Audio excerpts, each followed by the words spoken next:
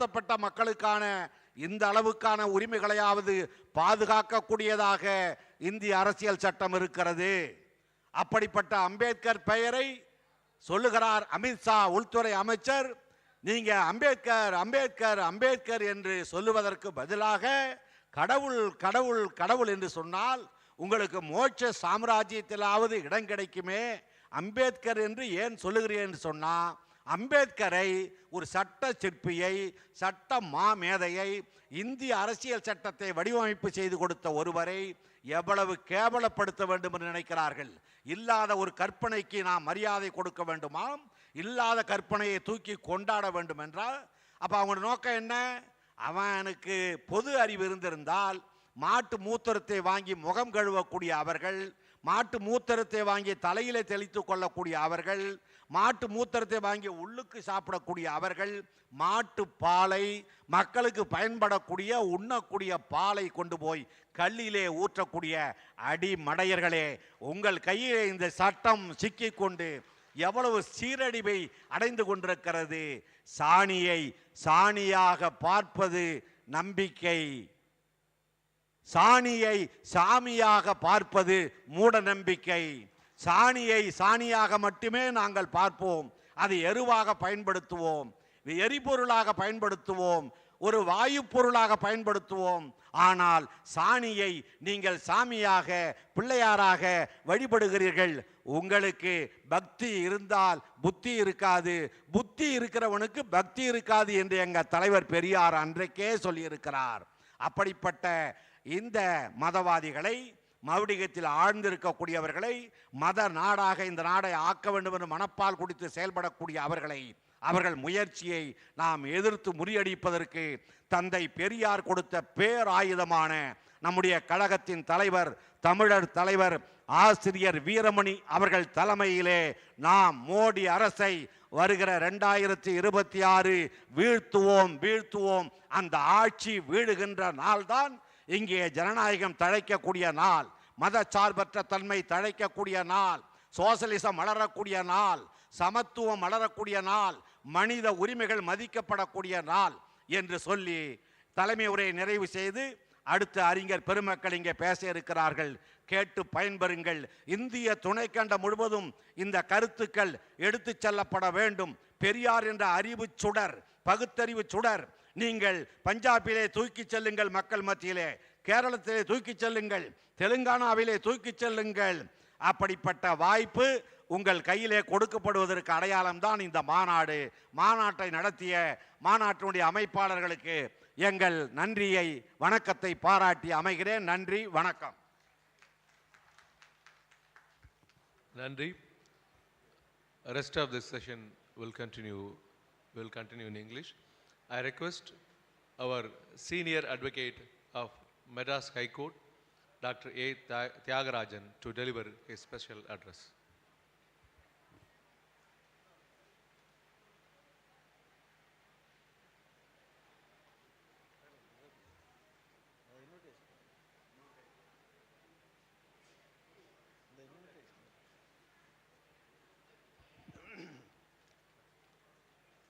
Good afternoon, become good evening. The topic given today is about the implications of the new acts relating to the rationalism and the freedom of speech. The new act has nothing to do because the old act is as it is, with some improvements, some additions, or tightening the freedom of speech and expression. Beyond that, the new act has no other implications. The Criminal Procedure Code has been renamed as Bharatiya Nagarik Suraksha Sangeeta. Name is changed, but substance is one and the same, with a little bit modification of the procedure in the court of law taking the complaint on file. Indian Evidence Act is the same act which has been amended, introducing section 63 instead of old 65 by giving 2 certificates for the purpose of production and admission of electronic evidence. Let me tell you what are the new additions in the Indian Penal Code. That is the present act. The additions are the word child has been interpreted increasing the age from 12 to 18. So from this act, a child means the child which is not crossed 18 years of age. Then gender includes male and female, now included transgender. Then the calendar is, British calendar is now replaced by Gregorian calendar. There is no change in that, monthly days and everything is correct. Then regarding the property, they have removed corporeal property within the definition of property. The insane person has been introduced in the place of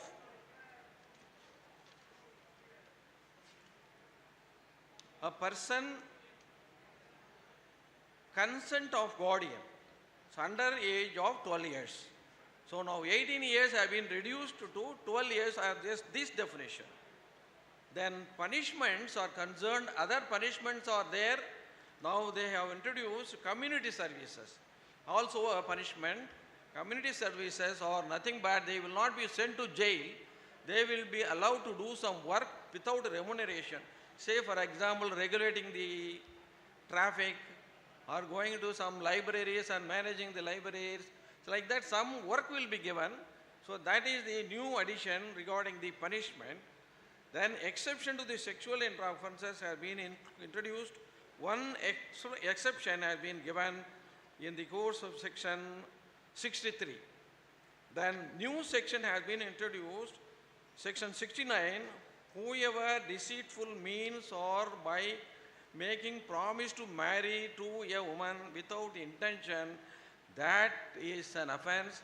Nowadays, people are living together. They are living together. After some time, they go for their own way of life and lodges a complaint. So to curb all these things, the new section 69 has been introduced. It also says that at the inception, he must give a promise. Then another definition is, age of the victim has been raised to 18 years instead of 16 years when it got married. Then section 84, abduction. Then one new section has been introduced, section 95, that is hiring of employees of engagement of children, which has been brought now to the punishment. The other one new section is 103, punishment for murder when a group of 5 or more persons have committed offense on the ground of race, caste, community, sex, place of birth, language, personal belief, or any other similar ground, each member of such. These are all introduced because of the honor killing or something like that. These have been imposed. The life imprisonment means rest of the life, not 14 years as the present law. Then the other definition is section 303, a life convict murders commits another offense of death, he will be sent to jail for the remainder of his life. Then 304A, doctor has been included, negligence. The new section has been introduced, unlawful activities, including so and so and so and so. Then another new section has been introduced, section 112, group or gang either singly or jointly commits any act of theft, snatching, so and so and so have been introduced. Section 320 of the old act has been modified, section 116H, that is when a grievous hurt is there, earlier act says 20 days, the present act gives 15 days. And new section 117.3 has been added, whoever commits offense of voluntarily causing grievous hurt the punishment has been given. Another new section 117(4), again group of person commit voluntarily causing grievous act, and the earlier section 326 has been introduced now into 124(1), and act in new section has been introduced, section 152. This is a dangerous section. Section 152 can be interpreted and booked any person, therefore it is a dangerous section, it is ambiguous. I will read the section. Whoever purposely or knowingly by words, either spoken or written or by sign or by visible representation or by electronic communication or by use of financial means or otherwise excites or attempt to excite secession or armed rebellion of subversive activities or encourage feeling of separatist activities or endangers sovereignty or unity and integrity of India or indulges in or commits any such act shall be punished with imprisonment for life with imprisonment. This section is an omnibus section. It covers everything and the punishment is life. So the cause of the act is to be corroborated with the punishment. The punishment should not exceed the act of the person. So this section, it is an omnibus section 152. It is dangerous and it can be manipulated and can be used. The other section is 226, committing suicide. So earlier it was there. The same thing is there with slight modification. The other section is amendment of section 293 and 295. This is, the age is increased from, for the purpose of child, 21 years is replaced by child, thereby cultivated so and so. The other new section is 324(5), damaging the properties, and the penalties have been increased so much of 1 crore, 1 lakh and 5 years. And the other new section is 152. I said last section was 103, and now this another section is 152. This is relating to the punishment of for the act of words either spoken or written or by sign or by visible representation or by electronic communication or use financial than otherwise sites attempt to excite secession or armed rebellion. This section is also a very dangerous section which will lead to manipulations and registration of cases by abusing the process. The other section, new section is section 435, now 326F, including agricultural produce has been included, the new section for the purpose of mischief. And house trespasses by night has been replaced by the word sunset and before sunrise. Similarly, for the lurking house trespass also the used by night has been replaced by sunset, sunrise. Then section 341 new act. Whoever possesses any seal, plate or other instrument knowing the same to be counterfeit shall be punished with imprisonment of either description for a term which may extend to 3 years and shall also be liable for fine.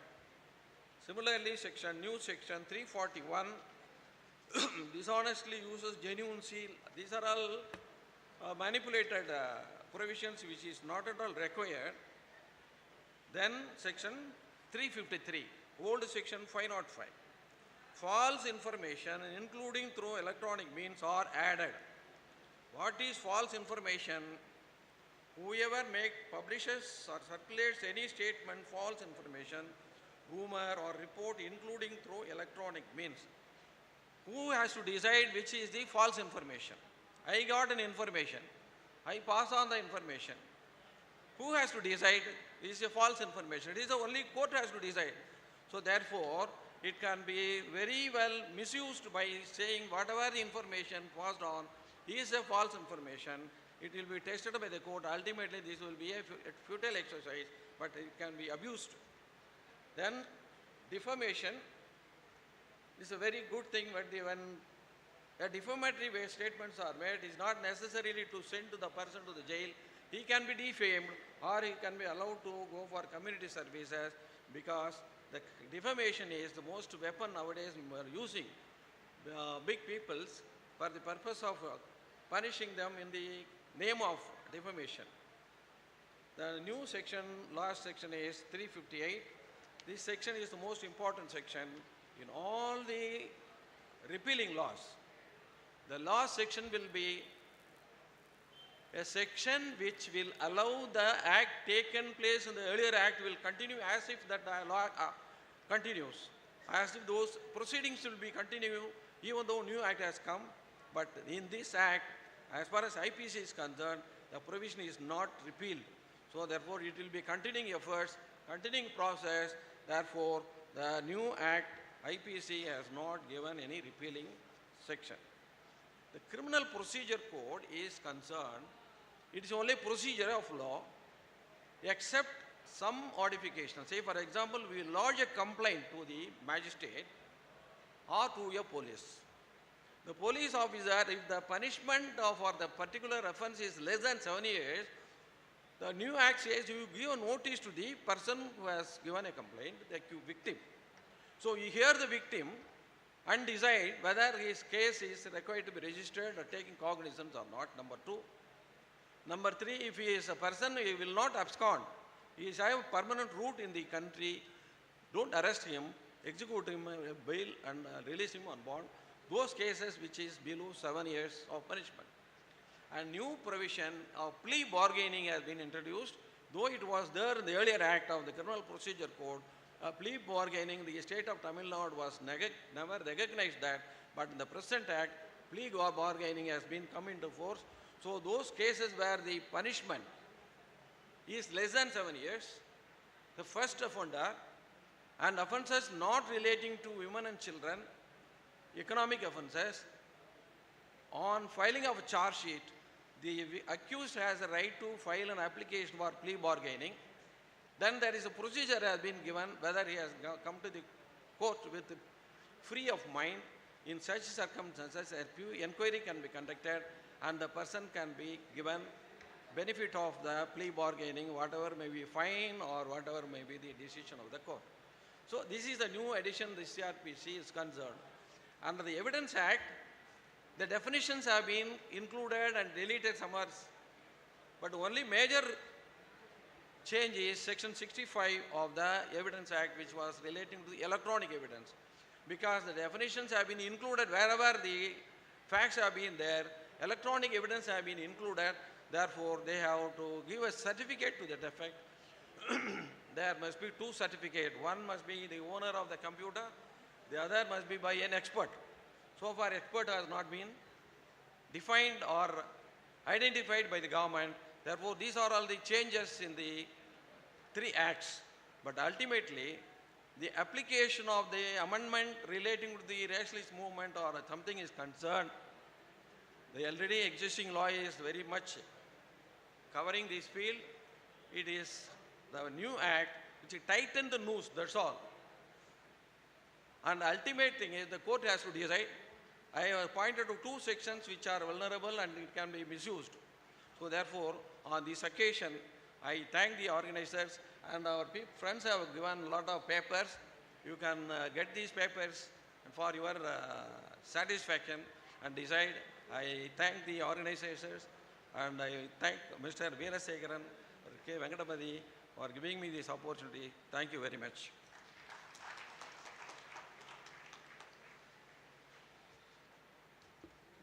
We thank our senior advocate. Now, I request our panelists to present their papers. First, advocate from Punjab, Dr. Harinder Lalli.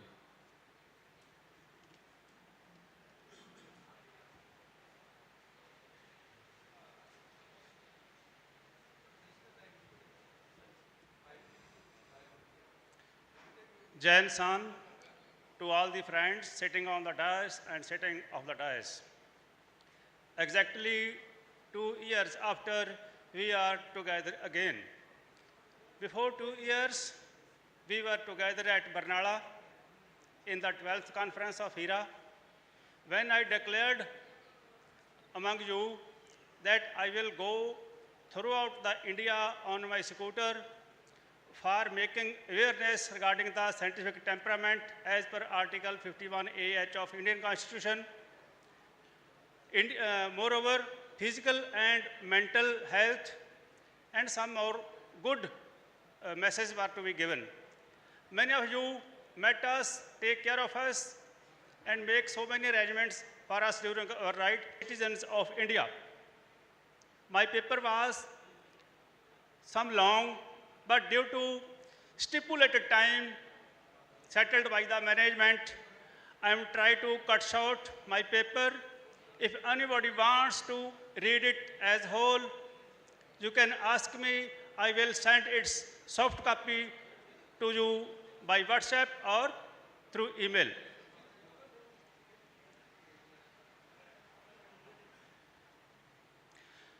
Recent amendments in criminal laws in India have raised concern about the potential suppression of activities by rationalists, activists, and citizens.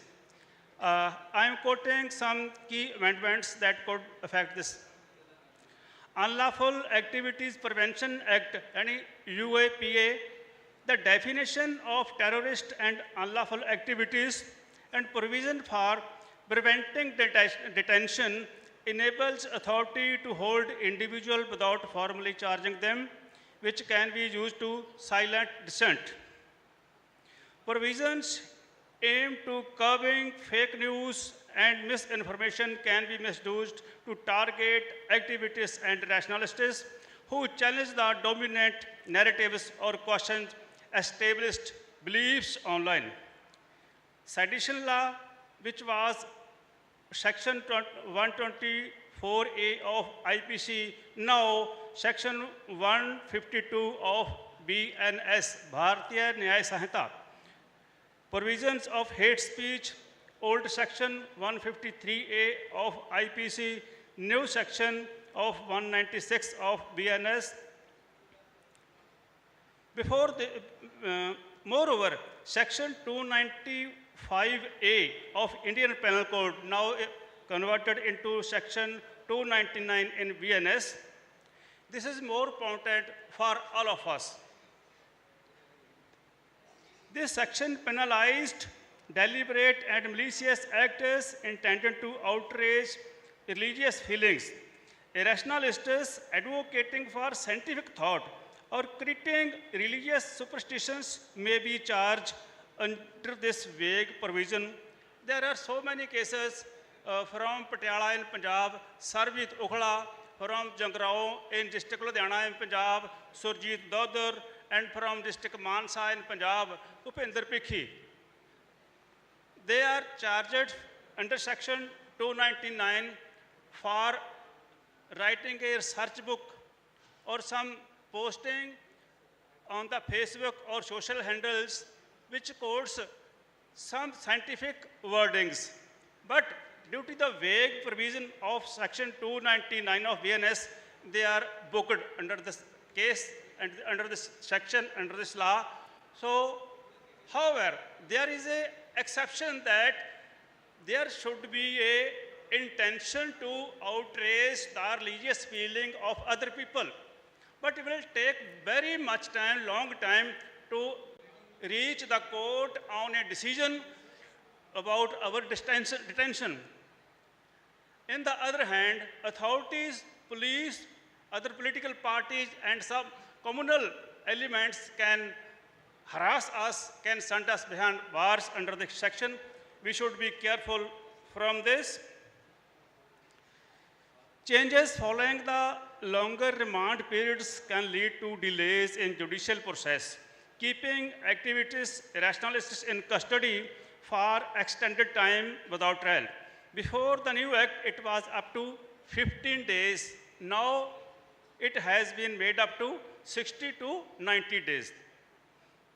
Amendments relating to public order allows for arrest based on mere accusation of inciting unrest, targeting those who challenge the societal norms.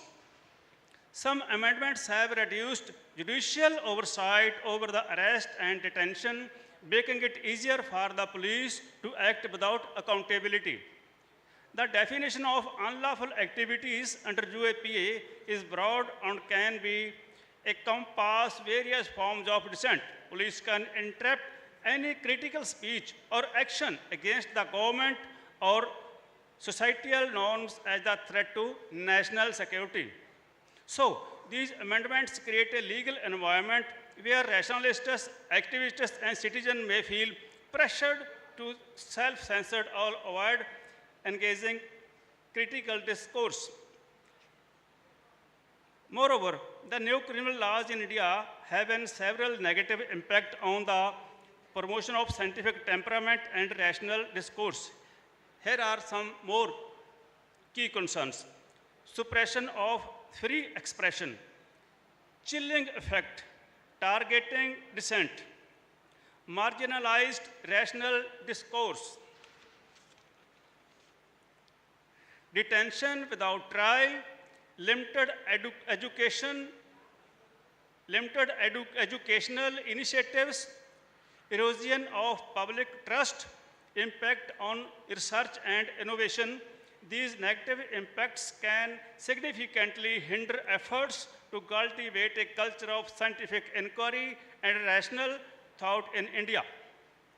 Beside above problems, the police can misuse new criminal laws against rationalists, activities in several ways, like arbitrary arrest, exploiting prevention detention, targeting speech and expression, fabricating evidence, intimidation and harassment, bias and discrimination, lengthy investigation. These misuse tactics can significantly hinder the promotion of scientific thought and rational discourse. In summary, in the last, impact on rationalists. New laws may restrict the ability of rationalists to express dissenting opinions, particularly regarding religious beliefs or superstitions. Increased scrutiny and potential legal repercussions for campaign against the superstitions and pseudoscience can stifle rational discourse. Conversely, some laws may strengthen protection against the hate speech and incitement, supporting rationalists advocating for secularism. We should learn such laws thoroughly. Next, impact on activists. New laws might criminalize certain forms of protest, making it riskier for activists to organize and express dissent. The implementation of laws that allows for greater surveillance can lead to a chilling effect on activism. New laws may improve access to justice for marginalized communities, providing legal avenues for addressing grievances. The laws can impact public discourse, potentially stifling conversations about important social issues if activists and rationalists face legal challenges. Conclusion. Impact of new criminal laws on rationalists, activists, and citizens in India is complex and multifaceted. While some provision may offer enhanced protection, others pose risks to freedom of expression and dissent. Continuous engagement and advocacy are essential to ensure that these laws serve to protect rather than restrict fundamental rights. In last, beside my topic, I want to say only two things. Be mentally and physically fit. Be mentally and physically fit so that you can be a matured personality and you can build a strong nation of scientific temperament. Dr. Harindal Advocate is thanking to listen carefully all of you. Jai Insan.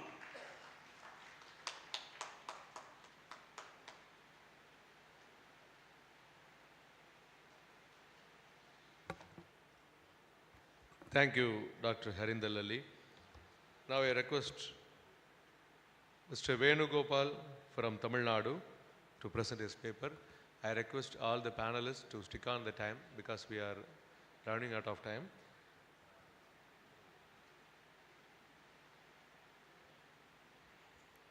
அனைவருக்கும் வணக்கம். Good afternoon everyone. So I am Venugopal, District Secretary of South Chennai for the Rationalist Forum.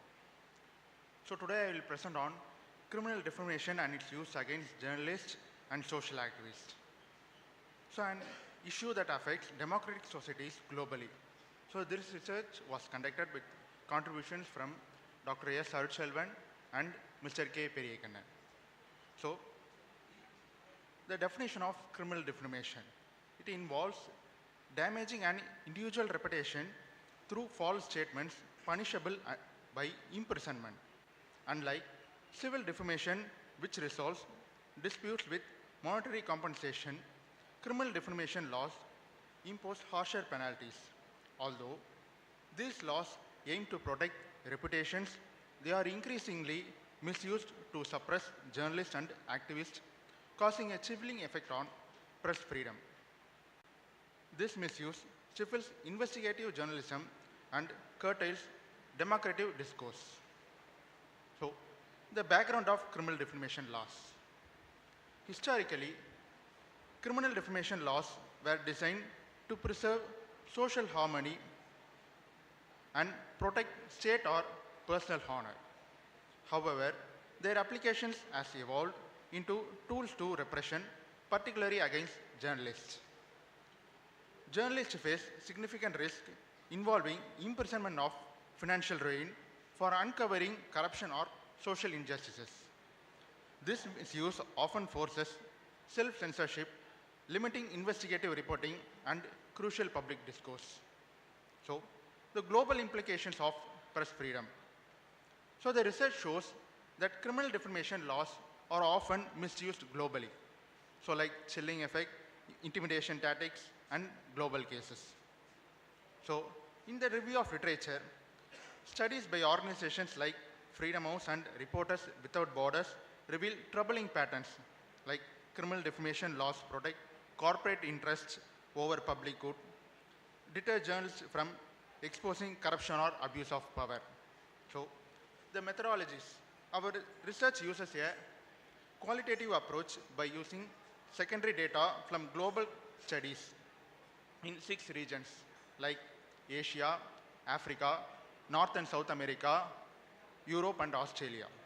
So these are some notable examples include like in India, Arvind Kejriwal and Arun Jaitley cases. So political rivalry turned into defamation suits. And USA, so domination voting system like Fox News, allegiance of election misinformation. And in Australian country, the case of Reville Wilson versus Bauer Media. So Wilson career was damaged by defamatory articles. So these cases show how criminal defamation laws can intimidate journalists and restrict critical discourse. So the discussions are, it suppresses journalists, activists and whistleblowers. So it limits critical discourse, impacting citizens' access of truthful information. So reformers are necessary to align these laws with democratic principles and protect journalistic freedom. So I conclude with that criminal defamation laws, as they are currently applied, pose of significant threat to democratic values. So reformers must limit critical defamation to only most malicious cases, and journalists must be protected from frivolous lawsuits, and independent bodies should oversee press freedom issues. And such reforms will balance individual reputations with the principles of transparency, accountability, and freedom of expression. That's it. Thank you. Thank you, Ananda.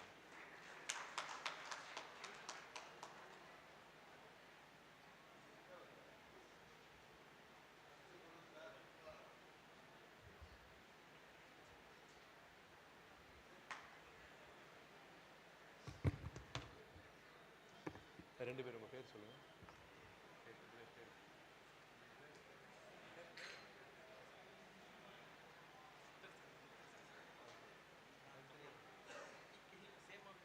Okay. Mr. Muttarasan and Angarayan Sundara Kaladharan, they both present their paper on impact of new criminal laws on rationalists, activists and citizens, a deeper look into the impact of BNS on activists.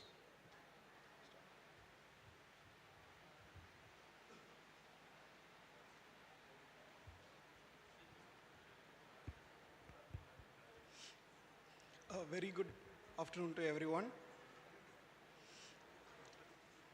And myself and my friend Angarayan together going to present the paper. So I'm going to present the first part of it. So the topic we chose, the impact of criminal laws on rationalists, activists and citizens. And we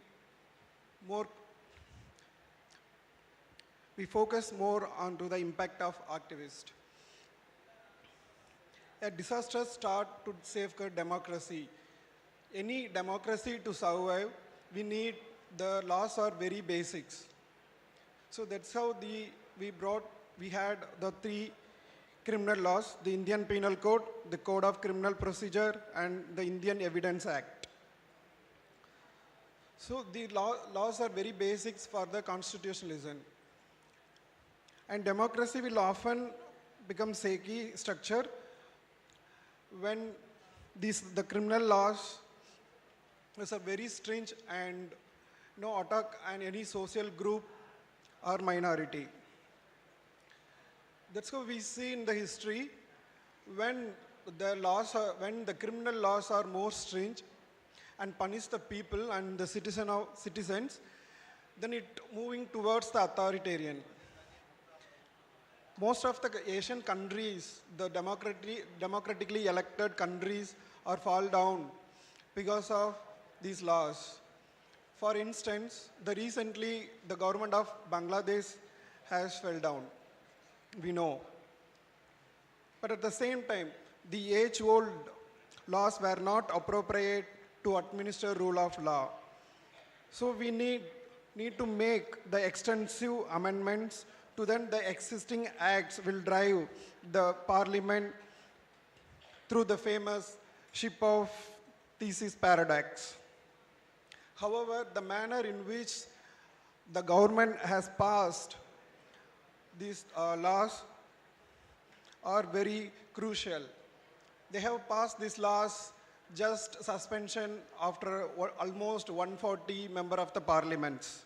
Almost the 20% of the members were absent, were suspended. This is not just a shaky, but the disaster restart for the foundation of the great dream India. A criminal justice system that is devoid of lingual justice. So our previous speaker, Advocate Kumaradevan also mentioned the way they kept the name for this law. So already we had the laws, so Indian Penal Code, the Code of Criminal Justice, the Indian Evidence Act. It's very simple. We can easily understand. But what they have done is, which I'm not, very good at pronouncing these words, Bharatiya Nyaya Sankita, Bharatiya Nagarik Suraksha Sankita, and Bharatiya Sakshya Abhiyan. It's a kind of a Hindi imposition. They are come one after another way to impose the Hindi, and particularly on the southern states. That's how they wanted to achieve the one nation, one language, the one nation, one election, and etc., etc. Not all that glitters is gold. The gold plates stone tables. The Union Home Minister, he was very, welcomed and the implementation of the three laws, but the way they implement, it's almost, very crucial. Almost 95% of the laws we brought from the criminal laws already exist. The colonial mindset, the structure of the colonial mindset has not changed. And this government is very famous for the renaming the existing one. That's how they did it. on these laws as well. The section 124A in the IPC has become one of the most ill-used section of the code, was abolished. But for that, instead of that, they have brought the section 152, the acts endangering sovereignty, unity, and integrity of in India. So the definition of unity and integrity was not precisely mentioned. So what happened now, this new laws has widened the ambit of the act, has brought in the more ambiguity into the interpretation of the same. So the existing law itself already had a lot of issues, and they had a lot of misuses, but they have widened up the misusing this power and the laws.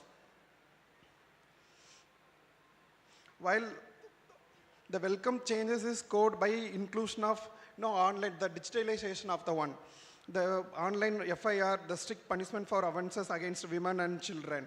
Apart from that, these laws are it's against our democracy. It's against the people of India. The Tamil word for both frame and law is sattam, which shows the close dependence of each of these concepts. A law that is formed within an archaic frame cannot be the basis for a modern society. A more libertarian and evolved approach is required to govern the society and crimes in this modern world. The second part, my friend will continue. Thank you.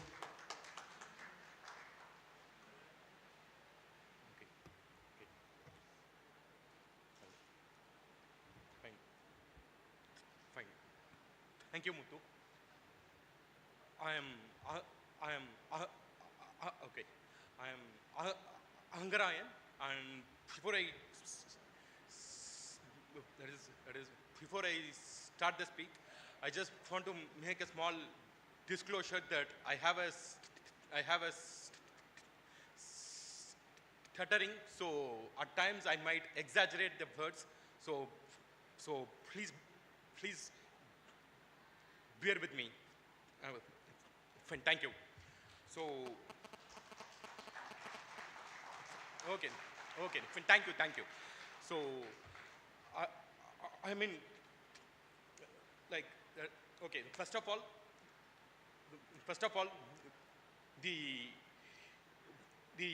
when reason we are when discussing about the laws, when has to be clarified. Like, for every democratic society, there is a need for constitution, and that is like without the constitution, or without a strong and dynamic constitution, the democracy will slowly sink into despotism, and that has been happening in all the other countries in the South Asia. So, okay, so that is the, and then for a proper constitution to be there, we need social order and social harmony. These three laws are instrumental in ensuring those social order and the social contract. So it is necessary to discuss and deliberate about these laws. So the scope of the paper is the VNS on the activists alone. So, like, since it is it is an academic, since it's an academic topic, unlike the other topics, it will be hard to explain the sections and barracks. Instead of that, with the anecdotes and the current affairs, I think it will be better to proceed. So, alt news is a okay. Alt news is a famous fact. Okay, alt news is a famous fact-finding organization, and Mr.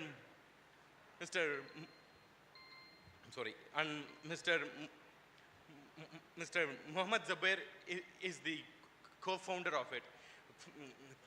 And recently, for sharing and making an awareness about the videos of Yeti Narsingh Anand, he was booked under the section 496 of the BNS. And after a few days, he was additionally booked under the section 152 too. So the 152, as everyone said, is a blanket act, and it can be interpreted widely. So the